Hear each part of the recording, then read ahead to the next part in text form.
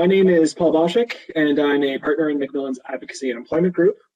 Pleased to be joined today by my co-presenters, Marcello Gortana and Symon Oliver, founders of the Toronto-based brand, design, technology, and user experience firm, Tennis. Over the next 60 minutes or so, Marcello, Symon, and I will provide you with an overview of Canadian legal requirements regarding digital accessibility, including those under the Accessibility for Ontarians with Disabilities Act, or as it's often called, AODA. We will show you some examples of the key accessibility standards under the globally recognized Web Content Accessibility Guidelines, and we'll tell you about some other best practices designed to help your organization identify and remove barriers experienced by persons with disabilities with a view to helping you achieve digital accessibility. But first, why is it important for your organization to want to achieve digital accessibility? Well, for starters, Canadians have never been more reliant on websites, web-based apps, and web services to carry out essential activities like working, shopping, and learning.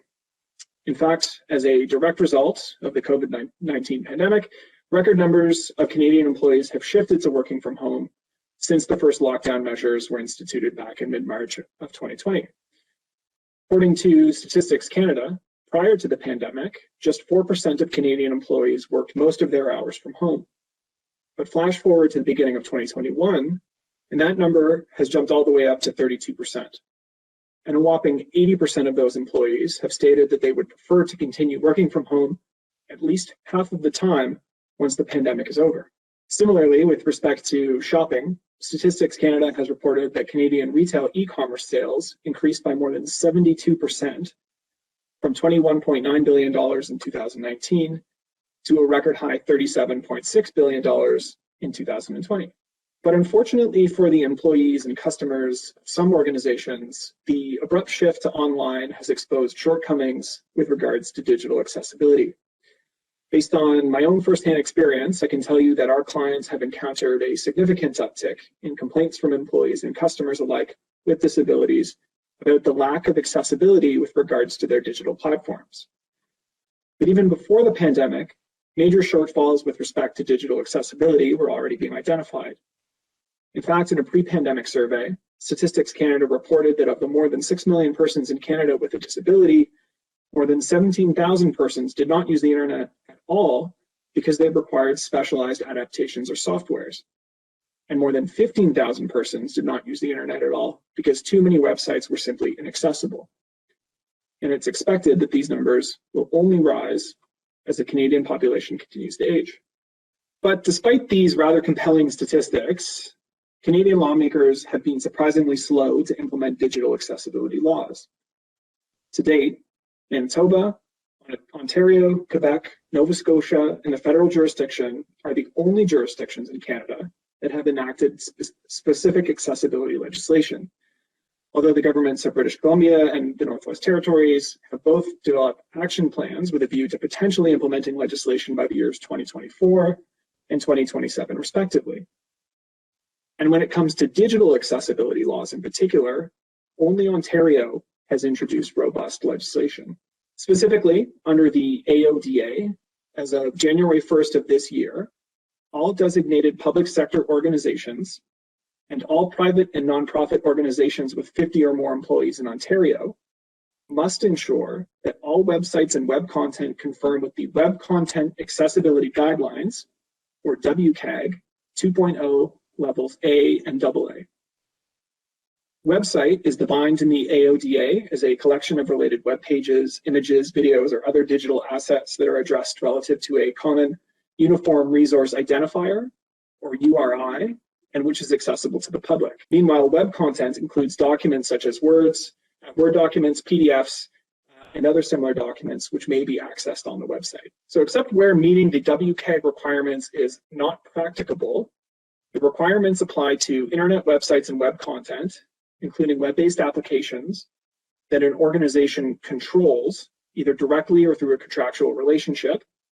And it also applies to web content that was published on a website after January 1 of 2012. In this regard, Accessibility Ontario, which is essentially a training development organization that helps businesses in Ontario understand and comply with the AODA, has provided its non-binding view that affected organizations who provide services in Ontario must comply with WCAG to the extent that the organization controls the functionality, appearance, and/or content of the website. So by this reasoning, the fact that the website may be hosted outside of Ontario or even outside of Canada is not relevant. As long as the organization controls the functionality, appearance, and/or content of the website, WCAG compliance is required.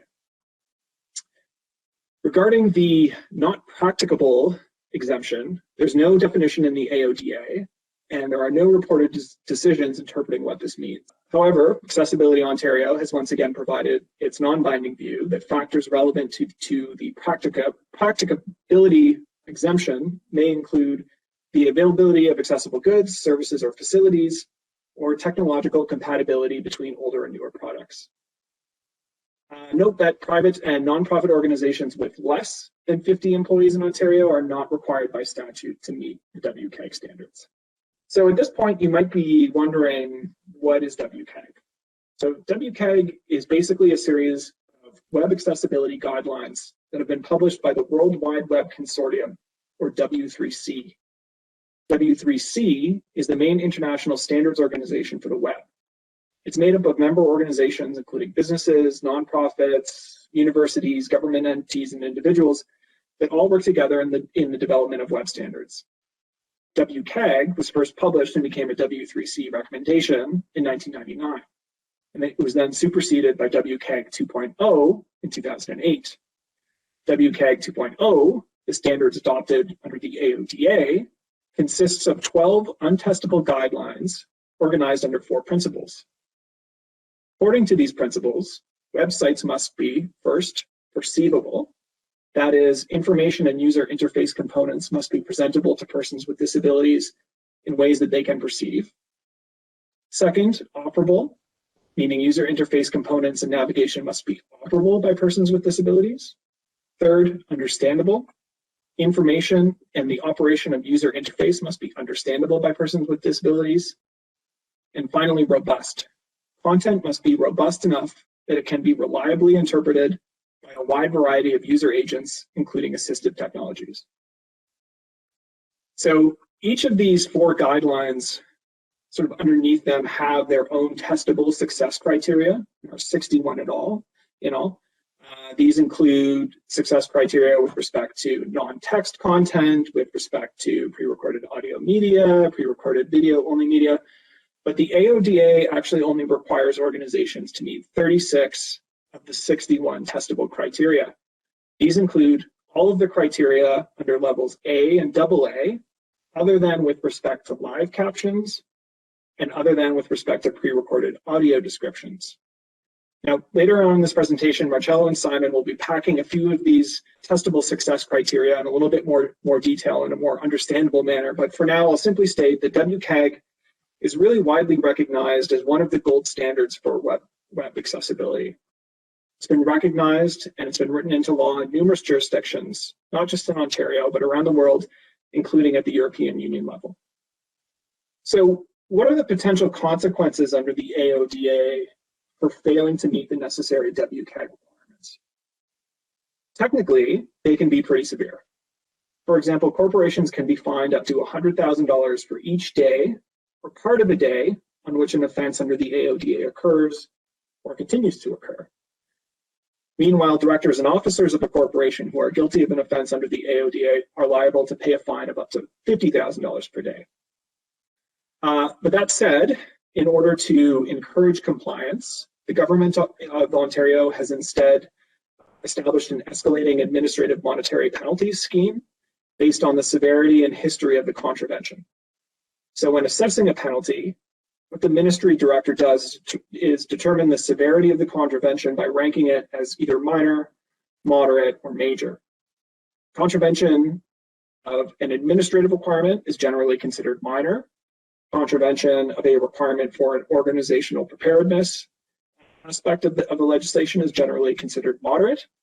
And a contravention is considered major where it involves a priority requirement, such as where a requirement may pose a health and safety risk to persons with disabilities if not complied with. The maximum penalty for a corporation under this escalating scheme is $15,000, where the impact of the contravention and the organization's contravention history are both major. So designated public sector organizations and private nonprofit organizations with 50 or more employees in Ontario whose websites and web content do not conform with WCAG levels A and AA are, as of January 1 of this year, technically non-compliant with AODA requirements. That is, unless the not practicable exemption somehow applies. But the good news for these organizations is that they do still have more than 2 months before their accessibility compliance report has to be filed with the Government of Ontario. The Accessibility Compliance Report is a self-assessment tool that formally tracks an organization's status in terms of compliance with AODA requirements. Basically tells the government whether or not your organization is meeting its obligations under the AODA, and it is the primary means that the government uses to assess individual compliance with the legislation. So if your organization has yet to meet its WCAG obligations, you still have some time to address any gaps in compliance before you have to report this fact to the government. And just to note quickly before we move on, all private and nonprofit organizations with 20 or more employees in Ontario, not just those with 50 or more employees, must file their report by June 30 of this year. Although questions pertaining to WCAG obligations are obviously not relevant unless you're a designated public sector organization, or of course if the 50 or more employee threshold applies. So as I mentioned a few slides back, Ontario is the only jurisdiction in Canada with robust digital accessibility legislation. But this does not necessarily mean that organizations in other jurisdictions do not have to make their websites and web content accessible. Applicable human rights legislation in each Canadian jurisdiction generally provides that every person has a right to equal treatment with respect to services customarily available to members of the public, without discrimination because of disability. This same legislation also imposes a duty to accommodate persons with disabilities to the point of undue hardship. So practically speaking, this means that organizations, including those not covered by the AODA, may have to make their websites and web content accessible, or otherwise find alternative accommodation solutions that offer the same level of quality and quality of service as those enjoyed by persons without disabilities. Otherwise, these organizations may face human rights complaints under the applicable legislation. And in fact, this is precisely what happened in a case called Allen Shaw and Bell Canada. Now, just very quickly, the facts of that particular case are as follows. Mr. Shaw was a person with a visual impairment who was a customer of Bell Canada. In 2015, he logs onto his My Bell account in order to view his electronic billing statement. But upon logging on, he discovers that Bell had actually introduced new online format, which, according to Mr. Shaw, had many accessibility issues.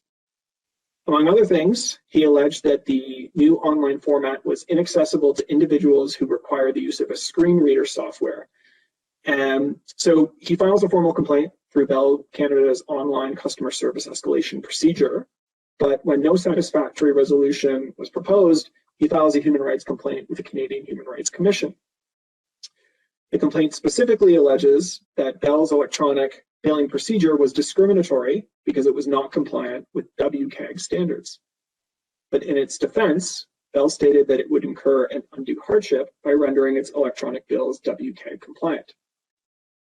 Now, to date, this case has yet to be decided on the merits, at least not in any publicly reported decision. So this likely means that the parties are still awaiting a hearing date, or perhaps the matter was resolved outside of the Commission's formal process. But regardless, we do not yet know whether Mr. Allen's complaint has or will be substantiated. But nonetheless, I think that Mr. Shaw's human rights case is still significant because it demonstrates that organizations not covered by the AODA are still susceptible to legal complaints regarding website and web content accessibility. Similarly, in a case called Canada Attorney General and Jodan, a person with a visual impairment sued the Government of Canada after she encountered numerous difficulties accessing certain government websites. For example, pop-up windows kept interfering with her navigation of the website, and certain information was only available in PDF format that was not accessible to screen reader technology. The matter eventually makes its way up to the Federal Court of Appeal, which held that persons with a visual impairment have a right to equal access to online government services under Section 15 of the Canadian Charter of Rights and Freedoms. This is the section of the Charter which says that every individual is equal under the law and has the right to equal protection without discrimination, including based on mental or physical disability. So in the result, the court in this case actually orders the Government of Canada to bring itself into compliance with the Charter by making its websites accessible within 15 months of the court's decision. Now, the Jodan decision is probably somewhat limited in terms of its application because the Charter only binds the actions of governments, government institutions, and entities under routine or regular control of a government institution, such as a crown corporation or police services. Charter does not apply to private interactions between individuals or private businesses. So the Federal Court of Appeal decision is probably not binding on a majority of today's webinar participants. But again, I still think that this decision is important because it serves a reminder that website and web content accessibility is very much a live legal issue in Canada, and also that these cases are being litigated with increasing frequency across the country and in various jurisdictions. So this has been sort of a high-level summary or overview of Canadian legal requirements. What I'm going to do now is pass it over to Marcello and Symon, who are going to talk to you in a little bit more detail about how your organization can achieve digital accessibility and meet its legal obligations. My name is Marcello Gortana. I'm one of the co-founders of Tennis. And before we begin, I just want to quickly thank McMillan and thank everyone who is joining us today for putting the time aside to learn and discuss a little bit more about design process and accessibility, something that we are both very passionate about. So we're excited to have this discussion. So before we begin, a couple things that we're going to be talking about. So I'm going to give you a quick little introduction to who I am and my business partner Symon, who's also on the call with us, and who Tennis is. Then we'll talk a little bit about why accessibility is important. And then we really want to focus some time on practical examples of what some of the design outcomes are for some of these specific accessibility guidelines that Paul mentioned. So who is Tennis? Tennis is a UX design and strategy company. Our purpose is to help businesses unite humans and technology through design. My name is Marcello Gortana. I'm the co-founder and executive director. My business partner Symon is with us today, and he is our design director. Symon will be walking us through some very specific examples using some websites that we've designed and some websites that are just best case examples of WCAG 2.0 compliance so that you can see some actual visual examples of what some of these compliance line items mean. Symon and I have been in this space as entrepreneurs and freelancers for roughly 10 years. Universal design is really a core part of our process, and in our context, what universal design means is it's really equitable access of digital services and products. So accessibility has been a core part of our design process for roughly the full 10 years. And 10 years ago when we were talking about accessibility design with organizations and compliance, no one really knew what was going on, and I think it's still a bit of a challenge for organizations to understand from a design and technical perspective what some of these compliance rules mean. Fast forward 10 years, and as Paul had mentioned, there's never been a greater migration to digital than now. There's been a whole host of challenges that we've been hearing from organizations, from work from home, client-facing websites and tools, and this migration to digital is not going away anytime soon. So it's really important that we consider accessibility within web design for multiple reasons. Our stance has always been that from a moral and ethical perspective, there's no doubt that a continuous and conscientious effort to design and deliver accessibility compliant digital experiences is a good thing and the right thing to do. But it's also just a great business practice. Designing and considering accessibility in web-based projects and products just genuinely creates a better user experiences for all audiences. And not only that, from a business performance perspective, there's also a lot of interesting research that's showing that organizations that invest in good design process outperform their peers. As Paula mentioned before, 6.2 million Canadians have at least one disability that limits their daily activities, including the use of web. That's about 1 in 5 Canadians. This group represents approximately 55 billion in purchasing power annually and is expected to represent about 40% of Canadians by 2035. 71% of customers with disabilities will leave a website if it's too difficult for them to navigate. And through research, a majority have said they're willing to pay more for the same product from another organization if it offers an excellent web experience. A lot of these, that trend is in line with general UX and universal design trends. Audiences, customers are demanding more out of digital experiences and more out of the overall brand experience. And there's a lot of data around how organizations that actually invest in meeting those expectations are, again, excelling. As a UX design company, universal design is a core tenet of our overall philosophy, and it should be for all organizations. Today, we're specifically talking about marketing, externally facing marketing sites, and those are those are the examples that we're using, but accessibility design is important for all digital and web products.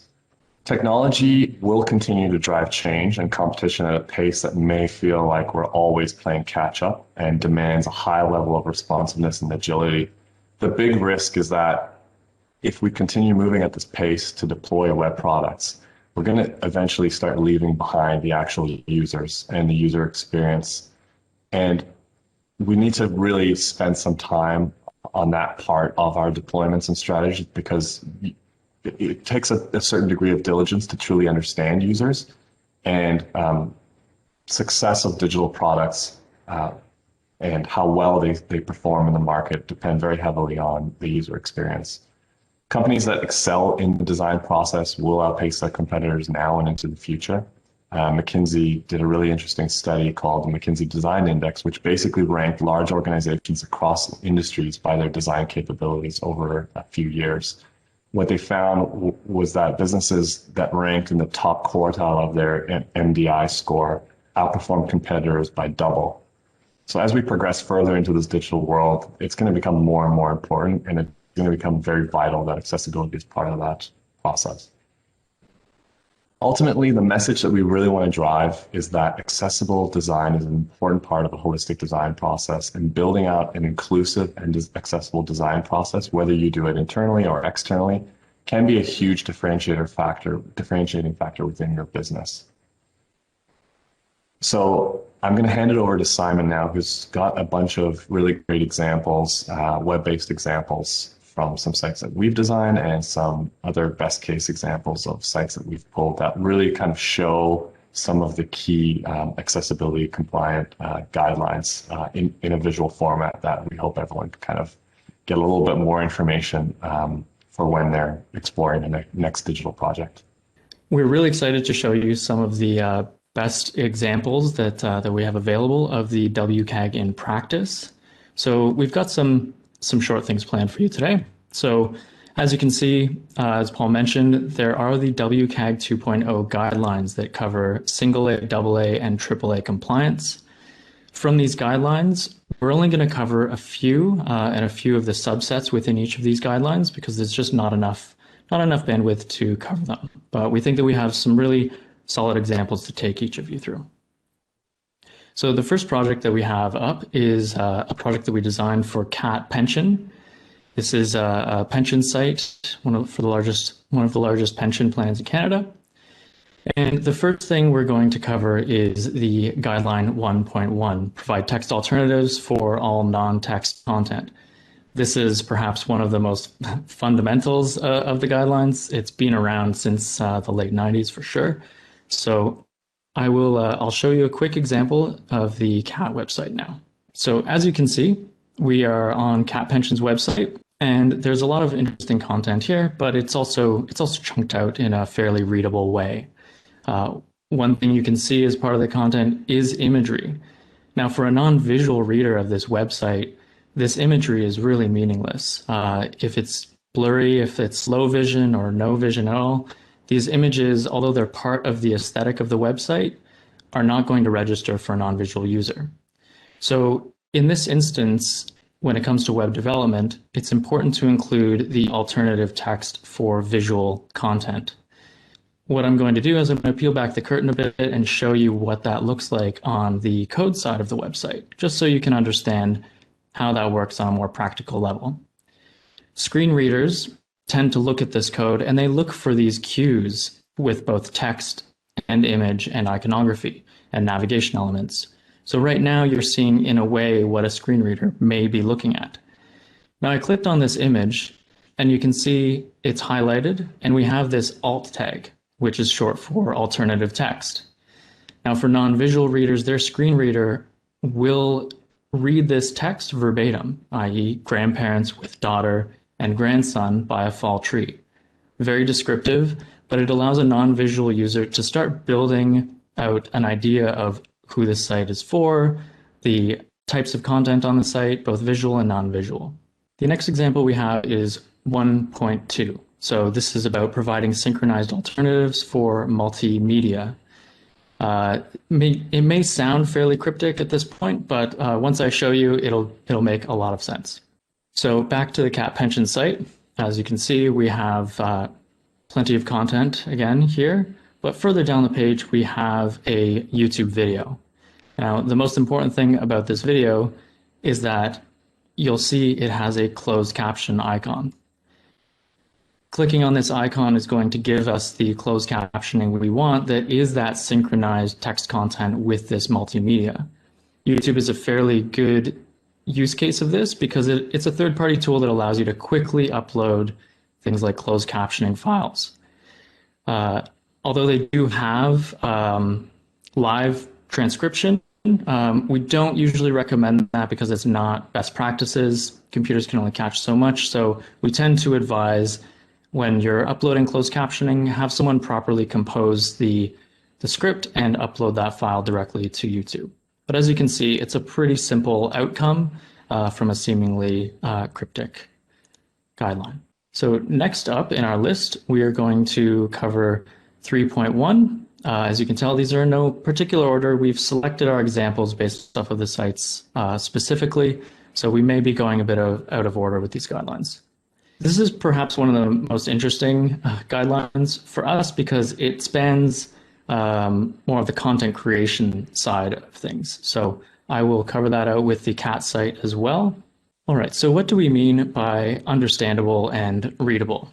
Well, we definitely mean keeping the content into what we call chunked content. Although long-form content is great, it tends to be fairly more of an exhaustive read. And we have to also understand that users tend to do a lot more scanning through sites. As you can see on the CAT website, much of the content for something like a pension plan, it is broken into sometimes 5 or less words with very explicit content written here.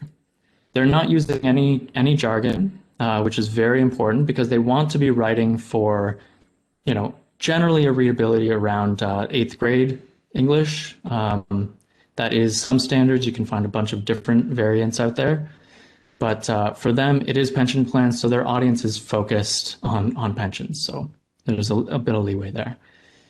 As you can see, the chunked content keeps things easily scannable, easily readable, and understood. Another important thing I want to pull out here is just how explicit the button text is. Rather than just saying read more, this call to action about the CAT 2021 valuation is very explicit in what they're going to be reading and where that button is going to be taking them. So this is true for everything down the page on the CAT website. They've been very explicit with where these buttons are going to take them and what their key function is. All right, next is a 1.3 where we ensure that information and structure can be separated from presentation. Again, this is going to be very easy once I demonstrate to you. But before then, I have a quick slide to just talk about the difference between visual presentation and the way this content is actually represented in the code. So on the left-hand side, we can see that we have headings 1 all the way to 5. These are sequential, and visually I can see that they're decreasing in size. This is great as a visual user, where I can see that heading 1 is clearly more important. However, when it comes to a screen reader, how can I tell? Well, that's where headings come into play. And as you can see on the right-hand side, the HTML is structured to show this sequence. We have header 1, header 2, all the way up to header 5. And this is what appears in the code. This is important because it means that your screen reader is going to be reading these in sequence, and your users, your non-visual users and screen readers, will be able to understand where they are within the content. So I'm going to show a quick example of the visual background of the code again for this guideline. So I've clicked on this first block of text. It is the first block of text on the site. And as you can see highlighted in the code, it is a H1 element. Naturally, there should only be one H1 on the website at any given time because it is the entry point into the content. Not only is this great for screen readers, it's also part of developing for the semantic web, which is generally good for SEO and page structure. So you're covering a lot of best practices if you follow these conventions. Below this, you can see the annual report, and clicking on that to show you what the code shows here, we can see H2 is here. So again, they're following a very strict sequence of content on this page. All right, so next up for some of the other guidelines, we're going to show the Nginx website. This website actually employs an accessibility widget, which I'll highlight as well. To start, though, we're going to cover guideline 2.3, which is allowing users to avoid content that could cause seizures due to photosensitivity. This may seem fairly obvious, but the implementation might seem a bit more complicated than it needs to be. All right, so as you can see, we're on the Nginx website, and there is a video playing in the background. Fantastic video, but for some users, this might not be preferable. This could actually create issues, potential seizures. So they need a way of turning this off, ensuring that the site is not going to be dangerous for them to use. If you see in the lower left, we have this icon for accessibility, and this is what I referred to before as the accessibility widget. Clicking on this is going to give me a dialog box. And in this widget, I will be able to control a range of items within the website. We won't cover everything, but widgets like this are becoming more prominent these days, and they tend to help you get about 80% of the way there when it comes to accessibility. As you can see, we're going to look for this item stops blinking and flashing of moving elements. And as soon as I toggle that, as you can see, the video has now stopped playing, and it has stopped any sort of animation across the entirety of the site. So now I can navigate the site without the fear of a potential seizure due to photosensitivity. All right, so the next project we have up is the Ontario Association of Architects. This is another great example site, but we'll just be covering one of the simple guidelines here. So guideline 3.2, make the placement and functionality of content predictable. I also like this guideline just because of how obvious it is once you learn a bit more details about it. All right, so what do we mean by making something predictable and consistent? What we really are referring to is something like the primary navigation for a website like this. It might seem like common practice that we always have global navigation for both the header as well as the footer. But you would be surprised what we've seen out there where navigation is inconsistent from page to page. It is a very easy solution to just have these global navigation elements consistent, so that way users can always find what they're looking for and understand where they are. This does go a bit deeper in the sense that you can have page titles actually embedded in the code, so that way as a user moves from page to page, they know which page they're on, even if they are using a screen reader. So next up is one of our favorite projects that we did with the Brookfield Institute. It's called the Inclusive Innovation Monitor. It focuses on charting inclusive innovation statistics across Canada and comparing us with other countries. We're going to use this site as an example to cover guideline 1.4, make it easy to distinguish foreground information from its background. I have a few follow-up slides to this to just give you a few helpful tips. All right, so we're on Inclusive Innovation Monitor. As you can tell, we've got a large header, obviously an H1 tag with a call to action. So this website, if you can tell, the contrast with the typography is fairly high. We've designed it this way to guarantee that although it might be colorful, these colors are going to stand alone, even if there are issues with color blindness. And contrast issues have all been weeded out because we're really focusing on high contrast typography and text across the website. So I will show you a bit about the design process for something like this because I think it's important to know where to start. So part of the design process with Inclusive Monitor was establishing a color palette. This is fairly common practice for any creative team or UX team. But what can and should be done a bit differently is testing early and testing often. What that is for us is ensuring that we take a closer look at contrast ratios early on in the creative process, because this guarantees that we're going to be aligned with the WCAG guidelines of 4.5 to 1 contrast ratio, while demonstrating the creative direction of our work. So as you can see, all of our contrast ratios are quite high. One little pitfall of the contrast testing that you might find out there is it doesn't always consider text size. So this is a bit of it can get you into a tricky territory as a false positive if you're just checking contrast. So as you can see on the far left-hand side at that text size, a contrast ratio of 4.5 to 1 is definitely a pass. Same with the middle one, but the one on the far right is probably a fail. So when you are doing your text and your contrast tests, make sure that you're considering how that contrast works with your text size. Next up, we're going to use Inclusive Monitor to talk about guideline 4.2, ensure that content is accessible or provide an accessible alternative. So as I mentioned earlier, Inclusive Monitor is really about charting stats. And as you can see, we do have graph, definitely essential for a project like this. This graph does have different hover states, and the graph is fully interactive. The problem you get into here is that it is a highly interactive component and it does demand the use of a mouse. And it's also run by something we call JavaScript, in which case it's fairly difficult to actually allow the screen reader to engage with content like this.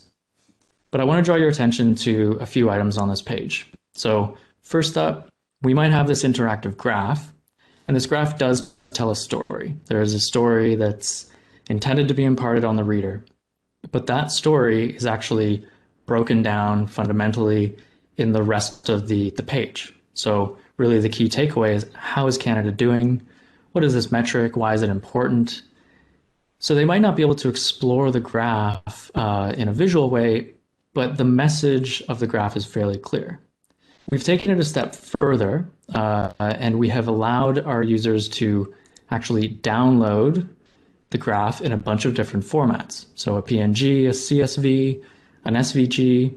So if they do actually want to engage with the data on a data level and read those stats on their own, they can simply download a CSV. One other key takeaway is that we have a PDF available report that has more information about this graph or this metric in the report. Accessible are a thing, so make sure that those are always on your radar when you're creating PDFs as well. All right, so next up, we have the McMillan website. The McMillan website also uses an accessibility widget. It's also pretty neat. You'll see that in the example. So for the McMillan website, we're going to cover guideline 2.1, make all functionality operable via a keyboard interface. All right, so we're on the McMillan website. And one thing when we're referring to the keyboard, it's usually the tab key. That is usually what's used to navigate parts of the website. So I'm just going to go ahead and hit tab on the website, and you'll see a lot of things happen. So top left, hitting tab gave me new interface for skipping directly to the content, which allows me to skip down the page, past the navigation, past anything that's maybe not considered content, to just get to the meat of the website. Hitting tab again will skip me to the menu if I were to hit enter. And keep in mind with widgets like this, hitting tab with a screen reader, it's reading these options back to you. So it is not purely visual, but as a visual person, it does help if tabbing is the only thing that you could do through the site. Then the third option is skipping to footer. Continuing to hit tab actually gives us this focus box around items. And that focus box tells us that that item is interactive or clickable via the enter key. So I'm going to go ahead and I'm going to tab over to the McMillan main navigation. And you can see that that focus box continues through the main navigation. So it continues through the level 1 navigation all the way to level 2. Now, if I want to go forward or backwards, it's as simple as holding shift. And I'm just going to go ahead and hit enter, and it's taken me to the Our People page. So I've done all of this activity without the need of using a mouse. And we do have to remember temporary disability, low mobility in hands. These are all real issues that anyone can face. You do not need to be permanently disabled to benefit from these features. Having a site that is navigable through a keyboard is great for anyone. The same way that automatic doors are just fantastic if you're carrying a lot of items or if you're using an assistive device. So just something to keep in mind, that accessibility is generally great for all. That's a really important takeaway. So next up with the McMillan site, helping users to avoid mistakes and make it easy to correct mistakes that occur. For this example, I'm going to take you to one of the McMillan forms on their website. All right, so as some of you may be familiar with McMillan's Get in Touch form, it looks like this. And to a visual user, it's a standard looking form. We can click on items here, fill out our name,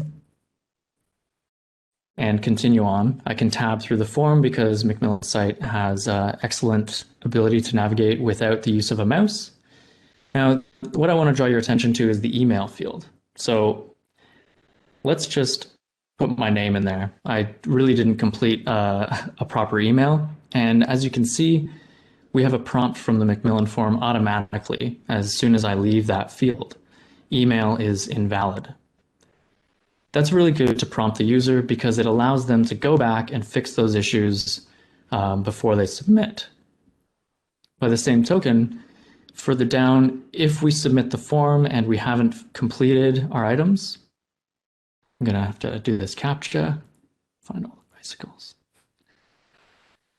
If we submit this form, we can see that it doesn't allow me to submit the form without supplying the required content. So this is very good because these are very explicit warnings as well. Please enter your phone number. Please enter your city. Email is invalid. So very critical for ensuring that users don't make mistakes. This guideline can go a lot deeper because there's a lot of more complicated interactions that can happen online with purchasing and e-commerce. But this is probably one of the more fundamental examples of where this guideline plays a role. So that's it for the examples. One of my closing remarks here is that investing in workflows and ongoing monitoring that continuously supports accessibility initiatives is really crucial for maintaining accessibility as you continue. We do have a couple helpful resources that we'd recommend if this deck's distributed. These are linked in the presentation. So from the left, we have a Product Leader's Guide to Accessibility and AODA, just a short web book on the AODA guidelines from both a design, usability, and technology perspective. The Inclusive Design Research Center at the OCAD-U University is a really good institution for doing accessibility audits that even go beyond the web. So if you're testing tangible products, they're definitely someone to take a look at. They've got a great usability lab. The Advantage AMP solution was one of the widgets that we demonstrated that was on the engines.io website. Parts of it are free, so very easy to implement. I'll cover that in the next slide. And then the Ally project, which is one of our favorite initiatives out there. It's designers, developers, consultants, all working towards making accessibility really core to all of our practices. So, there will be a day when we don't have to have presentations like this, where it is just standard operating procedure to ensure things are accessible. And this is one of those projects that is helping us get there. So as I mentioned before, that accessibility widget, there's a free component there, so you can literally grab a code snippet, install it on a site. It gets you 80% of the way there.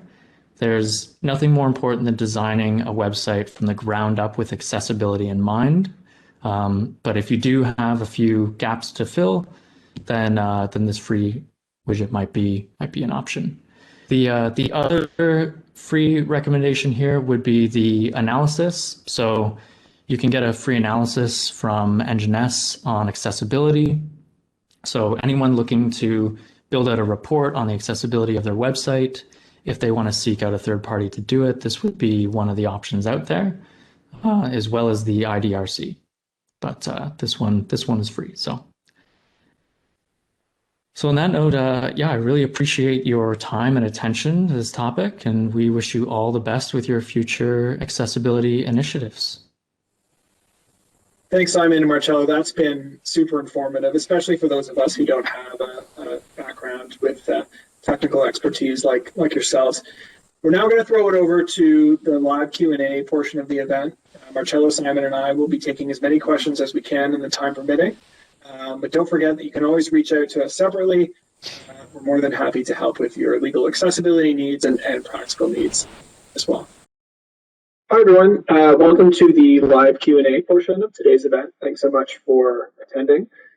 We received a ton of questions over the last 45, 50 minutes or so. We'll get to as many of them as we can, although we won't be able to get to all of them. We will do our best.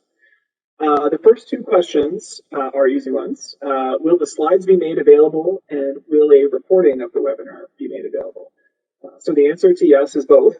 We will send our slides after the event is finished in our usual thank you email, and we will also have a link to the recording of this webinar, which we will circulate, and that recording will include closed captions. If you require an accessible format or another communication support, please don't hesitate to let McMillan know. The next question, I don't know if my website is WCAG compliant. What is the best place for me to start in order to become compliant? And for this question, I'm going to throw it over to Simon. Thanks a lot, Paul. Yeah, so that's a great question. Obviously, where do I start with something that seems quite complicated? And fortunately, it's a relatively easy starting point. First off, we would consult with someone like Paul or McMillan to really understand what level of compliance is necessary for my scale and type of organization. That's really a first step, and that'll give you a framework to figure out what your next steps are. After that, it'd be great to hire a third party or a consultant to explore, where you're failing on compliance, where things can be improved, and then generate a report so you understand actually what needs to be resolved. And then at that point, then you can start figuring out procurement for additional third-party tools like a widget, or procuring an agency to work with you to resolve or remediate issues on your existing site, or do a complete overhaul of the existing site. That's like a 3-step kind of process. Great, thanks, Simon. Next question is, what if I don't have an in-house AODA or user experience capability? Where do I go from there? Marcello, I'm going to throw it over to you for this one. Thanks, Paul. So, in our experience, organizations have a wide range of internal capabilities. We are constantly trying to convey the message that a website should be considered a product. So in terms of accessibility and also just user experience design, organizations need ongoing support. Most organizations we've worked with in the kind of medium and enterprise space have their own internal teams, and I think they look externally more for augmentation and specialization support. And so similar to the first question, I would say that, first step would be to reach out, and especially if it's accessibility compliance related, understand what your requirements are. Reach out to someone who can give you a baseline audit to understand where you actually need the support. And then from there, kind of use that information to figure out, can I do this in-house, or do I need to partner up with an external vendor? And then from there, engaging a UX design team. Typically, most organizations are pretty flexible when it comes to working with internal teams. So it's really about understanding, is a UX design team or an accessibility design or an accessibility specialist coming in as a consultant and then working with the internal teams, or is the team coming in to help augment some of the actual executional design work? So I think that would be the most common approach to that question. Great, thanks, Marcello. Here's another question for you or for Symon. Curious whether the widget, presumably this is the one, Symon, that you showed during your portion of the presentation, was bespoke, i.e. created by Tennis for the site, or whether it is one of the widely available options on the market. There is a lot of information out there about accessibility widgets, such as Userway or Accessible, being, quote, band-aid solutions, and that the inclusion of such widgets on the website is almost like a flag or target that actually invites litigation. What do you guys think about that? You can go first, Symon. Yeah, no, I think that's another good question. I think first off, I don't really think of that as a flag. It's a flag in a positive way to show that that's something that you're taking responsibility and accountability for. The widget that we did show is not a bespoke widget. It's provided by a technical partner, Nginx, and there are plenty of other examples out there, of course. We have seen people build bespoke widgets in the past, but they're not great, and they're also not widely used. But I will be completely honest too. I do think accessibility widgets are in a way a band-aid solution, depending on how they're applied. If you're applying it because the site isn't compliant and you're hoping that that's going to solve all of the problems of compliance, then it is 100% a band-aid issue, and it's not best practices. However, if you are applying an accessibility widget to a site that is already compliant, then that's a huge value add to your existing users that can benefit from something like that, abled or disabled. It's a really good value add. I just wanted to add one more piece into that in the bespoke versus third-party conversation, because I think that topic applies to a lot of the web. Bespoke is typically, oftentimes, especially if you're doing something custom when it comes to like a web application, going to cost more. And building a bespoke widget is comparable probably to building a smaller sort of custom application.